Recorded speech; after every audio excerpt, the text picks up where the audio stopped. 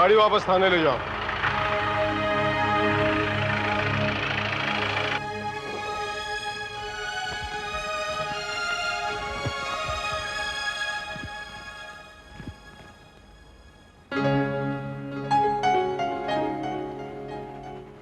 Okay okay, अब बता भी दो वरना पेट फट जाएगा। क्या बता दो? भाई वही जो बताने के लिए तुम दोनों अंदर से उबल रही हो। ओह आई सी। लगता है वो बेवकूफ जो तुमसे शादी करने के लिए तैयार हो गया है घर आकर गया है। आपको कैसे पता चला पापा? बेटी, अगले साल रिटायरमेंट पर मुझे पुलिस सर्विस में 30 साल पूरे हो चुके होंगे। मैं आदमी की सूरत देखकर उसकी सीरत पढ़ लेता हूं। तो कैसे लगा लड़का?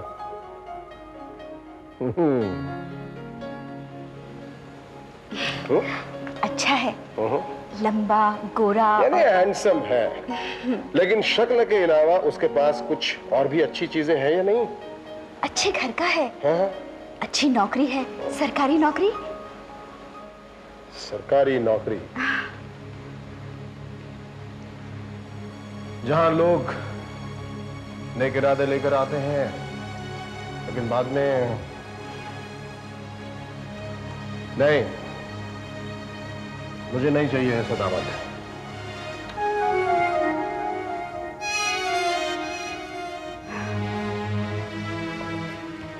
उससे मिले बगैर आप उसके बारे में ऐसा कैसे कह सकते हैं? ये मैं नहीं, 30 साल का मेरा तजुर्बा कह रहा है। अजय करप्ट नहीं है पापा, मैं उसे बहुत अच्छी तरह से जानती हूँ। देखो बेटे,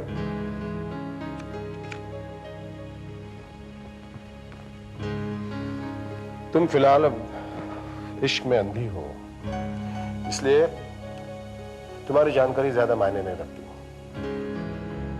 आप भी तो सरकारी नौकर है ना पापा, मगर इतने ईमानदार कि कहीं आपकी ईमानदारी की मिसाल दी जाती है और कहीं मजाक उड़ाया जाता है। हर सरकारी मुलाजिम बेईमान ही हो जरूरी तो नहीं।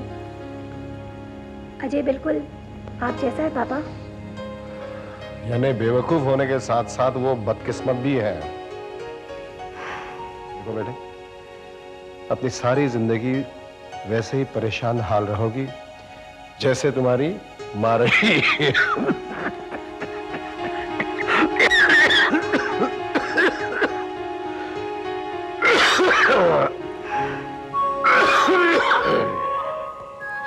जब भी झूठ बोलते हो ऐसे ही खांसते हो। और सुनिए, मैं कभी परेशान नहीं रही। इस घर में पैसों की कमी जरूर रही होगी, मगर ना कभी प्यार की रही, ना खुददारी की और ना ही ईमानदारी की।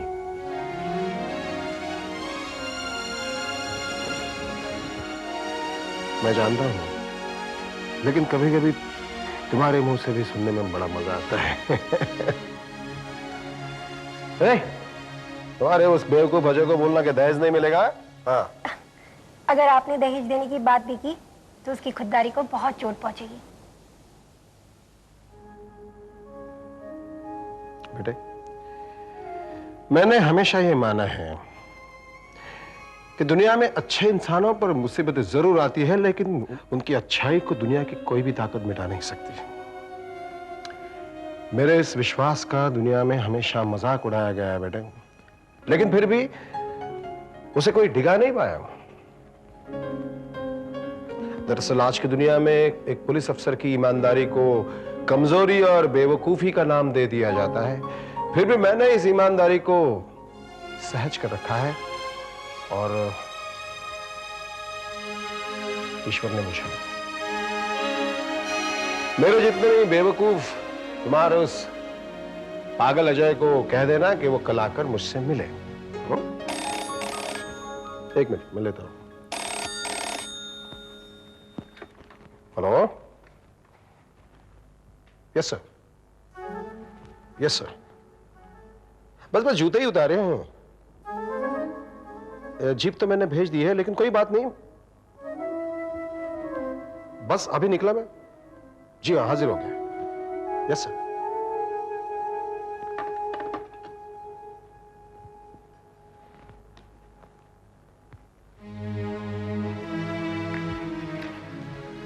बस एक और साल, उसके बाद ना कहीं जाऊंगा ना कहीं आऊंगा, तुम्हारी जान खाऊंगा। बेटे, मैं शहर से बाहर जा रहा हूं, तो तुम्हारे उस पागल अजय को कहना कि मैं आने के बाद उससे मिलता हूं।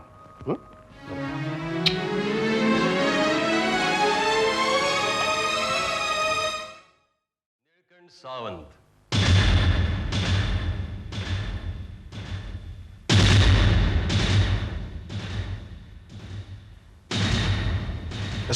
नीलकंठ सावंत मुंबई में एक मामूली मिल मजदूर था। 6 महीने पहले उसने अपने मिल के मालिक लक्ष्मण राय का कत्ल कर दिया और वो शहर से भाग गया। आमतौर पर इस तरह का मुजरिम शहर से भागकर अपने गांव की तरफ जाता है, लेकिन सावंत बहुत चालाक था। वो अपने गांव की तरफ गया ही नहीं। उसे अंदाजा था पुलिस उसका पीछा करते करते गांव पहुंच जाएगी। आज 6 महीने बाद मुझे रिपोर्ट मिली है कि वो चुपचाप अपने गांव सावंतवाड़ी पहुंच गया है। तुम्हें वहां जाकर उसे गिरफ्तार करके वापस लाना है गुप्ता। Yes sir. गुप्ता, बहुत प्रेशर है मुझ पर। लक्ष्मण राय एक बहुत बड़ा आदमी था। उसके कातिल को ना पकड़ पाना एक धब्बा सा बन गया है हमारे रिकॉर्ड में, और तुम्हारी तरह मुझे भी अपने रिकॉर्ड की बहुत परवाह है। Yes sir. So go get him. Yes sir.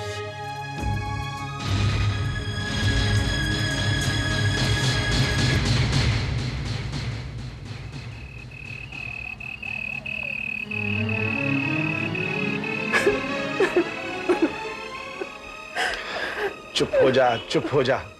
इस तरह रोने से क्या फायदा?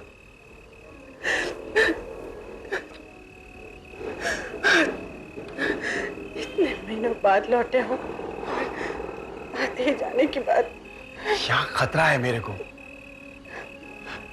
अभी भी खाली इसलिए आया कि तेरे से अलग नहीं रह सकता मैं।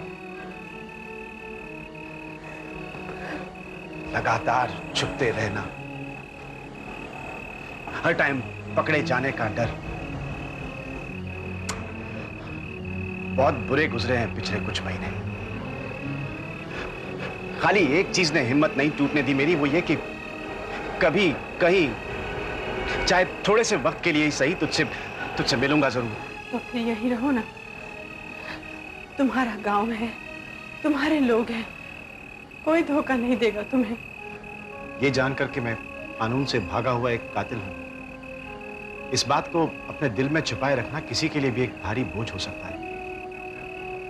मैं ये बोझ अपने गांव में किसी पर लादना नहीं चाहता। मेरे अपने लोग हैं। और मेरा क्या होगा? ये कभी सोचा है तुमने? तुम्हारे बगैर मैं कैसे जीऊंगी? इसके अलावा और कुछ नहीं सोचा है मैं।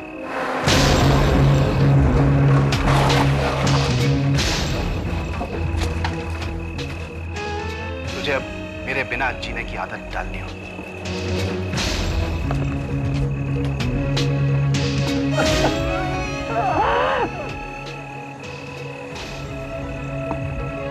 नीलकंठ सावंत,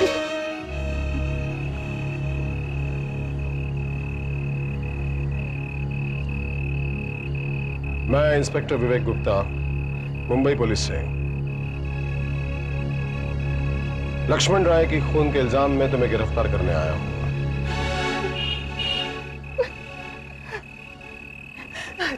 साहब, मेरे आदमी ने कुछ नहीं किया। वो खूनी नहीं है, उसे छोड़ दीजिए मेहरबानी। नीलकंठ, अपनी बीवी को अपने बारे में खुद ही बता दो तो बेहतर होगा।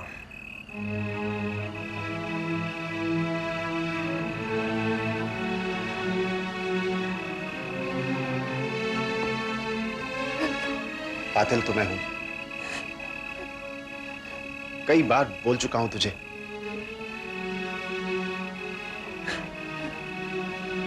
कलेजा पक्का रख।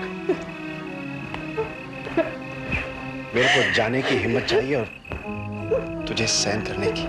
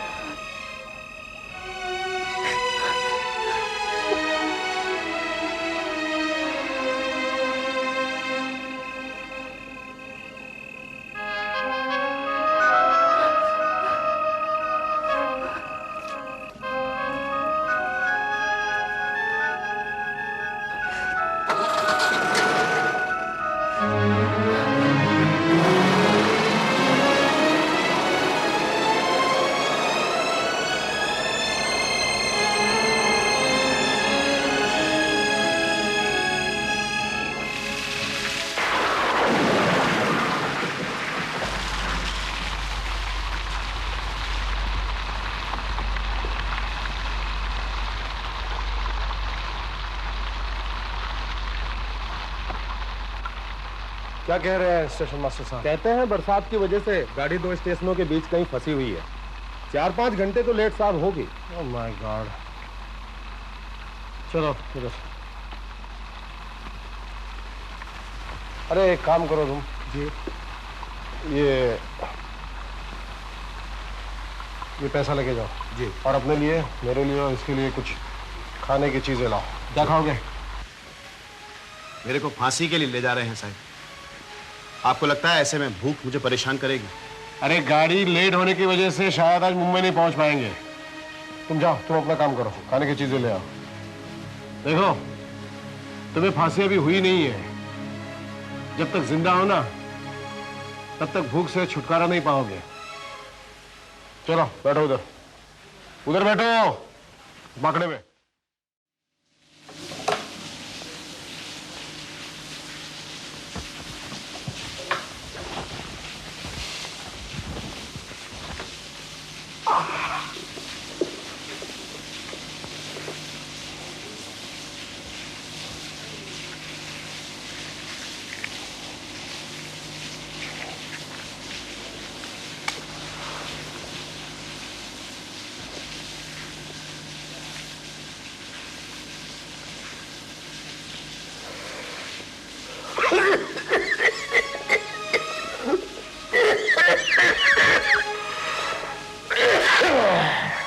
बहुत बुरा खांसी है आपको साहब। आपको ये नहीं पीना चाहिए। नसीहत के लिए शुक्रिया। छोड़ दूंगा अगले साल। अगला साल किसने देखा है? तब तक शायद मैं भी जिंदा ना रहूं। अगले साल मैं रिटायर हो रहा हूं, तो मुझे टेंशन वाला कोई काम नहीं होगा। जब टेंशन होता है तभी सिगरेट की मदद लगती है, आराम मिलता है। अगले साल ना कोई टेंशन वाला काम होगा, ना सिगरेट होगी। छोड़ दूंगा। क्यों? तुम क्यों हंस रहे हो? सिगरेट छोड़ने का वादा मैंने अपने आप से किया है, तुमसे नहीं। पूरा करूंगा। जरूर पूरा करेंगे, मगर जिंदगी का क्या भरोसा साहब। बाद में शायद इस वादे का आपके लिए भी कोई मतलब ना रहे।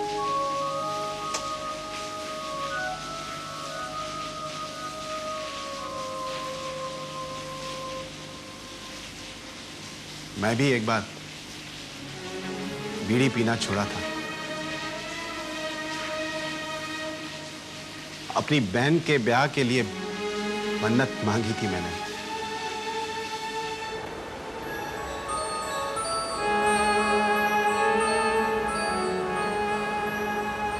हे देवा, मैं वादा किया था कि तू मेरी बहन की शादी का संजोग करा देगा, तो मैं अपना ये प्यारा शौक, ये बीड़ी हमेशा के लिए छोड़ दूंगा। तूने अपना काम किया, अभी मैं अपना काम कर रहा हूं। छोड़ रहा हूं अपना इकलौता नशा हमेशा के लिए, क्योंकि नीलकंठ सावंत अपनी बात का पक्का है देवा।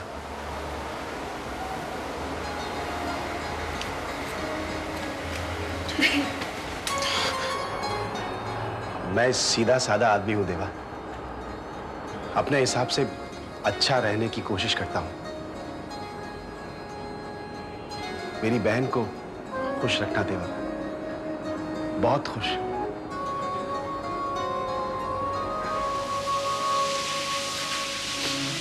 जिंदगी का कोई भरोसा नहीं साहिब, इसके लिए उस पर भरोसा करना बेवकूफी। जब लगता है सब ठीक है तो अचानक कुछ ठीक नहीं रहता।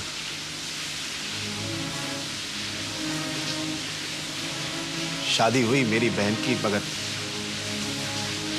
1 साल के अंदर मैं उसे वापस ले आया। उसका मर्द शराबी था, अय्याश भी। मेरी बहन अपनी पति की हरकतों की वजह से रोज तिल तिल कर मर रही थी, मगर बिरादरी वालों का कहना था कि शादी भाग्य का खेल है, संजोग है, उसे तोड़ने का हक किसी को नहीं। मगर मैं बिरादरी वालों के खिलाफ खड़ा हो गया। सामने सब चुप रहते थे, लेकिन पीठ पीछे मेरी बहन के बारे में उल्टी सीधी बातें करते थे।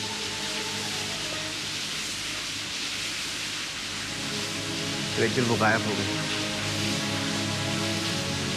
उसको लगता था कि उसके कारण लोग मुझे ताने और बदनामी देंगे। चली गई और मैं फिर से बीड़ी पीना शुरू कर दिया।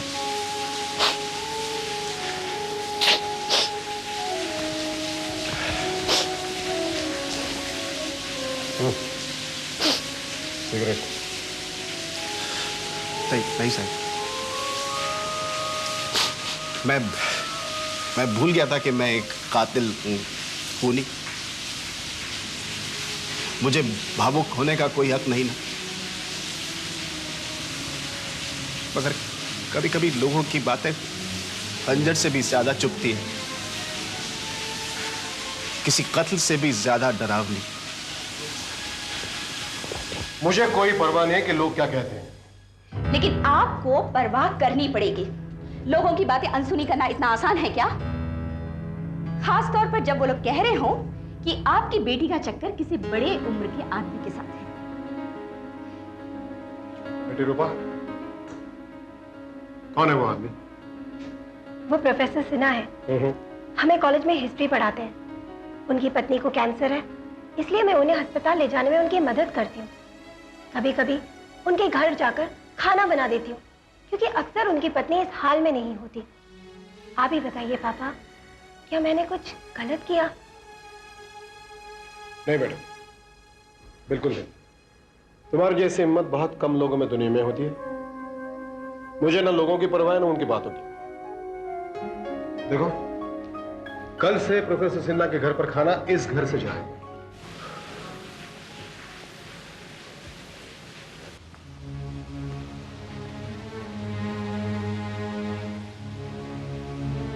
प्रोफेसर साहब की बीवी का 6 महीने के अंदर देहांत हो गया। प्रोफेसर साहब चले गए दिल्ली। बम्बई की बहुत सारी बातें, यादें कचोटती थी उन्हें। आप बहुत अच्छे आदमी हैं साहिब। मेरे को फांसी देने को ले जा रहे हैं, लेकिन फिर भी आप आदमी बहुत अच्छे हैं।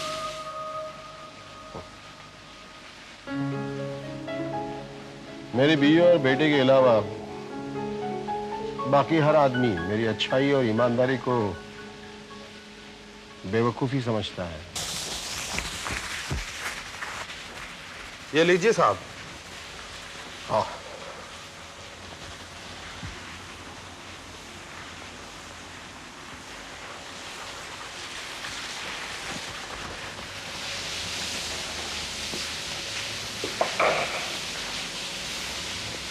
ये लो।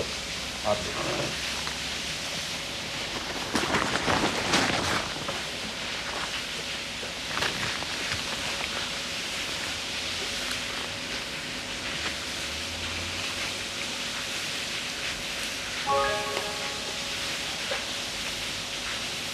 हरी मिर्च बड़े शौक से खाते हो? हाँ, क्यों? बिना हरी मिर्च के मैं भी खाना नहीं खा सकता, लेकिन ये हवालदार लगता है सिर्फ एक ही मिर्च लाया है। झूठी है।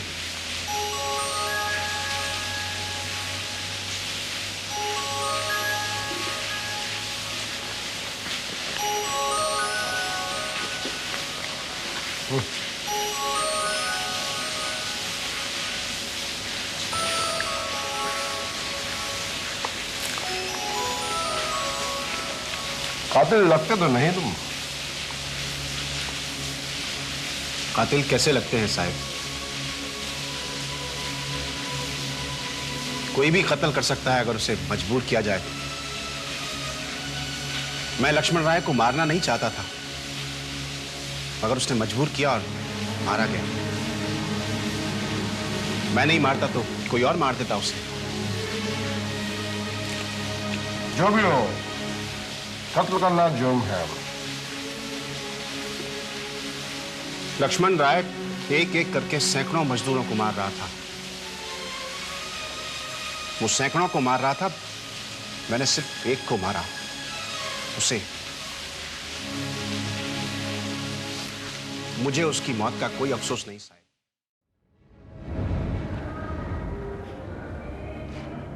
आप मेरे को इधर क्यों बुलाया सेठ?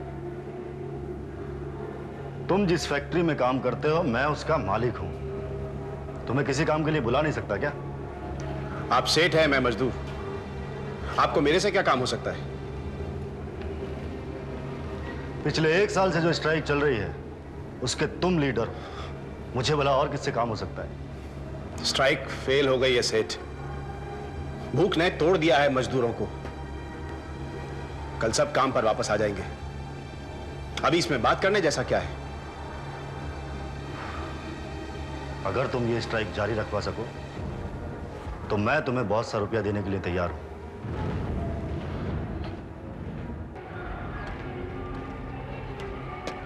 क्या? हैरान क्यों होते हो? देखो, अगर स्ट्राइक जारी रहती है तो मैं मिल में लॉकआउट कर सकता हूं, और मिल में अगर लॉकआउट जारी रहता है तो मैं मिल बेच सकता हूं। मिल तो पुरानी है तो कीमत इसकी नहीं, उस जमीन की है जिस पर यह मिल बनी। अगर फैक्ट्री बेचने में तुम मेरी मदद करो तो मैं तुम्हारी जिंदगी में नए रास्ते खोल सकता हूं। अपने चेहरे से हैरानी परेशानी पोंछ लो।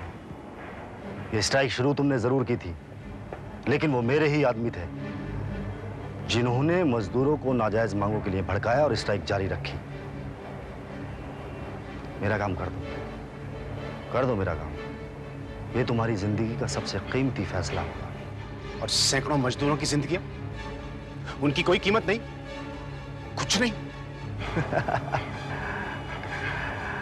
गरीब इसी तरह से पैदा होता है, इसी तरह से मर जाता है। अगर सैकड़ों गरीबों के बारे में सोचोगे तो खुद की अमीरी भूलनी पड़ेगी। सोच लो नीलकंठ।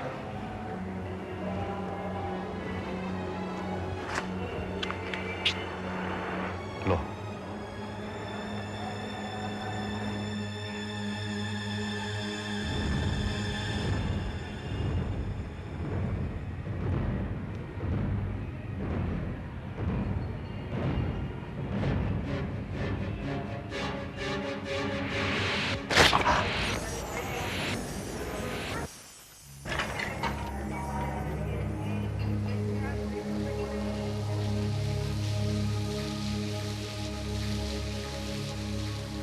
गिरकर भी अगर जिंदा बच जाता तो मैं फिर से कत्ल कर देता उसका।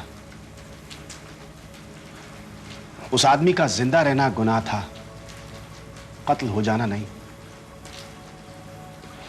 मैं अपने आप को कसूरवार नहीं मानता साहिब।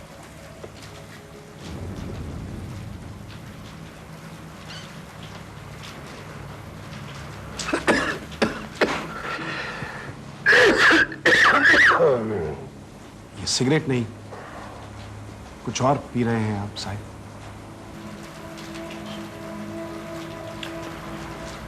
जयंत गुप्ता मेरा छोटा भाई था। इसी लक्ष्मण राय के पास मिल में काम करता था। जयंत सर भाई थे आपके? वो मेरे सुपरवाइजर थे। बुनकर का सारा काम मैं उन्हीं से सीखा था साहिब। उन्होंने आत्महत्या की थी ना साहिब? क्यों? ये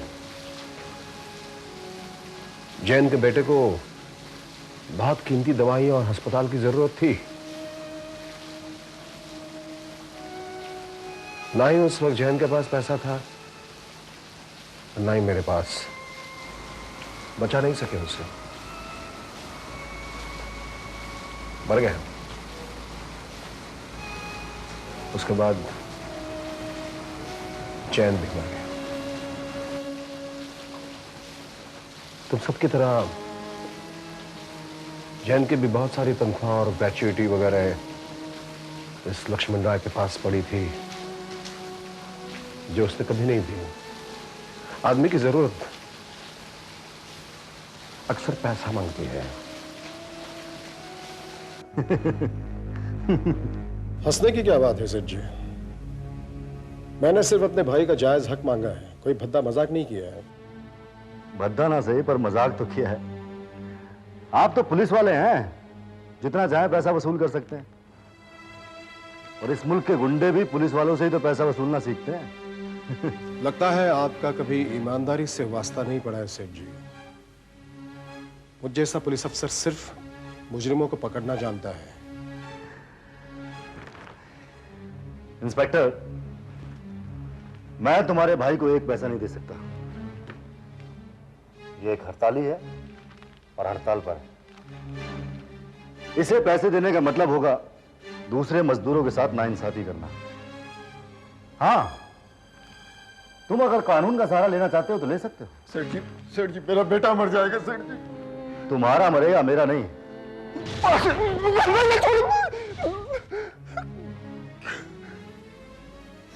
सेठ जी, तुम्हारी जिंदगी और मौत के बीच आज मेरी ये वर्दी खड़ी है। आज अगर मैं पुलिस वाला ना होता तो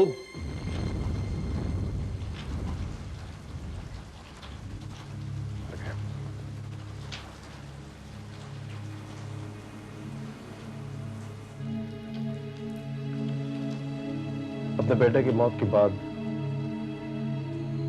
चैन की पूरी जिंदगी दुनिया ताश के पत्तों के महल की तरह बिखर गई।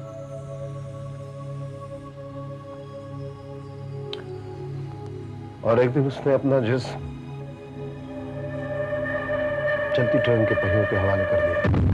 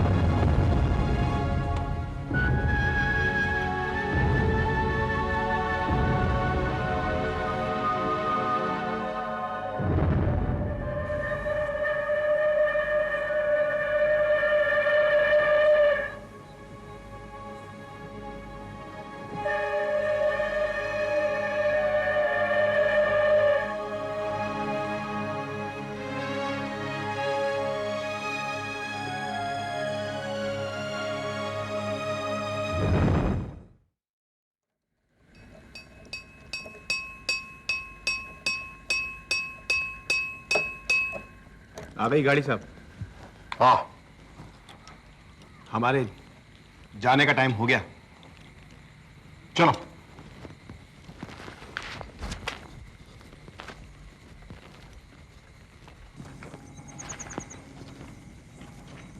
हमारे नहीं, तुम्हारे जाने का वक्त आया है।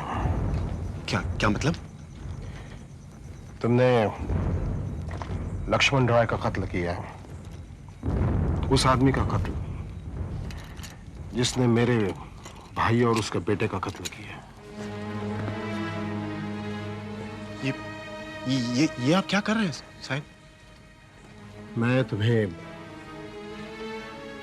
मौत से भागने का एक और मौका दे रहा हूं। भागो, भागो। लेकिन क्यों? इसलिए कि मुझे यकीन हुआ है कि तुम एक अच्छे इंसान हो, और एक अच्छे इंसान के साथ इतना बुरा भी नहीं होना चाहिए कि वो मिट जाए। इसलिए कहता हूं, भागो, भागो। मैं मेरा इरादा बदल दूं इससे पहले भाग जाओ, कहीं दूर जहां चैन से रह सकोगे। जाओ।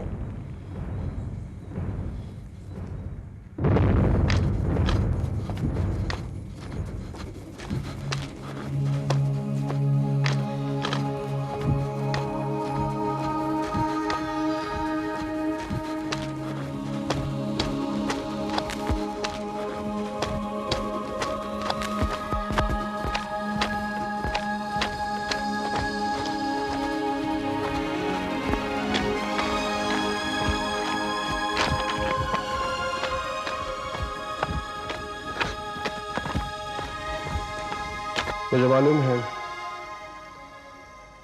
तुम दोनों शायद ये सोच रही हो कि मैंने आज तक की मेरी जिंदगी भर का सरमाया, अपना रिकॉर्ड कुछ पलों की जज्बाती कमजोरी से बर्बाद कर दिया है। लेकिन मेरी नजरों में उस साफ सुथरे रिकॉर्ड की कोई कीमत नहीं जो इंसान को इंसाफ का साथ देने से रोके। मैंने कानून की मशाल से इंसाफ का दामन जलने नहीं दिया। नीलकंठ कातिल नहीं था, वो एक बहुत ही इंसाफ पसंद इंसान था। मैं उसे फांसी नहीं लगने दे सकता था। मैं जानता हूं कि आज मैंने अपने आप को और साथ ही साथ इस घर को भी बर्बाद कर दिया है, लेकिन मेरी आत्मा बेदाग है।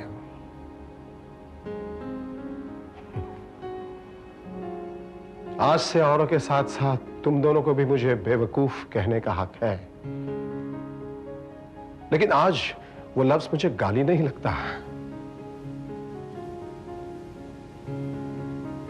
गाली नहीं लगता।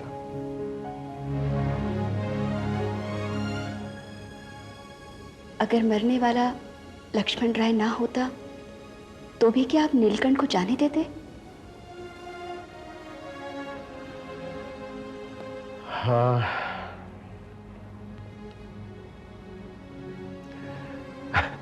पता नहीं।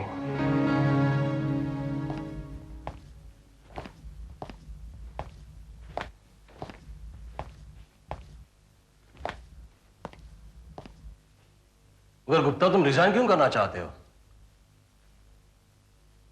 सर, नीलकंठ सावंत को गिरफ्तार करने की जिम्मेदारी आपने मुझ पर सौंपी थी। मैंने उसे गिरफ्तार भी किया था, लेकिन उसे निकल भी जाने दिया। कायदे से यह गुनाह है जो मैंने किया है, इसलिए मैं एक मुजरिम हूं। लेकिन सावंत तो यही है। ये क्या कह रहे हैं सर आप? मैंने उसे भाग जाने को कहा था, भाग जाने दिया था। वो सेल नंबर 16 में है। He gave himself up.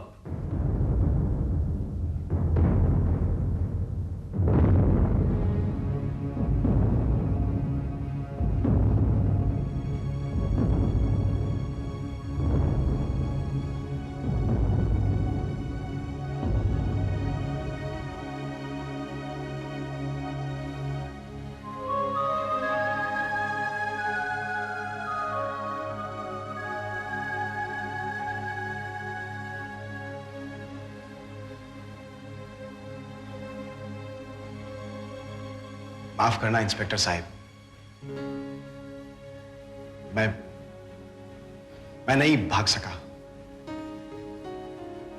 दिमाग की सुनता तो शायद भाग जाता, लेकिन दिल ने रोक लिया। आप बहुत अच्छे आदमी हैं सर।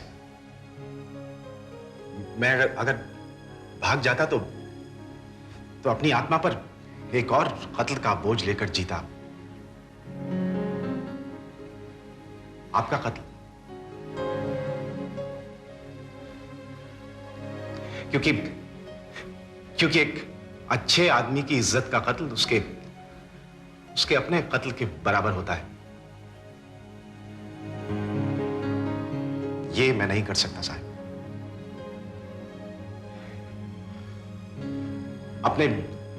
अपने जिस्म को जिंदा रखने के लिए मैं